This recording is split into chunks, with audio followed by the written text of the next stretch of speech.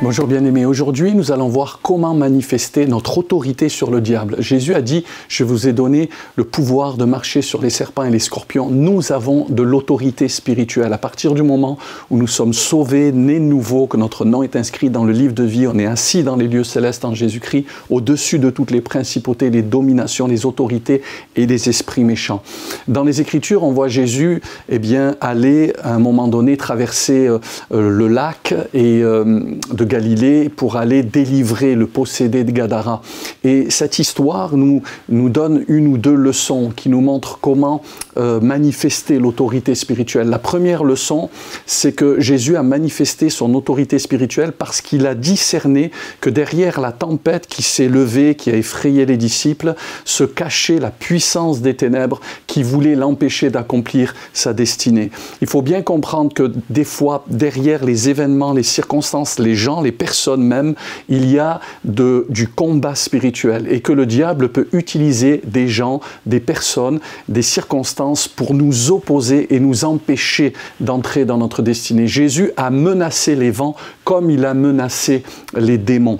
Et ça, c'est important de discerner ce qui se passe derrière les événements, les circonstances et les gens, de la même manière qu'un jour Jésus dira à l'apôtre Pierre, « Arrière de moi, Satan ». Non pas qu'il était Satan, mais derrière le fait que Pierre ne voulait pas que Jésus aille à la croix, il y avait là l'activité des ténèbres. Et puis Jésus va ensuite exercer le pouvoir de la parole. La parole a un réel pouvoir. Après que Jésus ait été réveillé sur le lac de Galilée, l'Écriture dit que Jésus va se lever et il va menacer, il va parler au vent et à la mer qui étaient utilisés par les forces de ténèbres.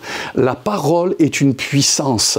Par la parole, nous avons la vie, nous produisons la vie et la mort. Nous avons été créés à l'image de Dieu, de ce Dieu qui a tout créé par la parole. Alors, utilisons la parole que Dieu nous a donnée en disant, face à notre ennemi, il est écrit.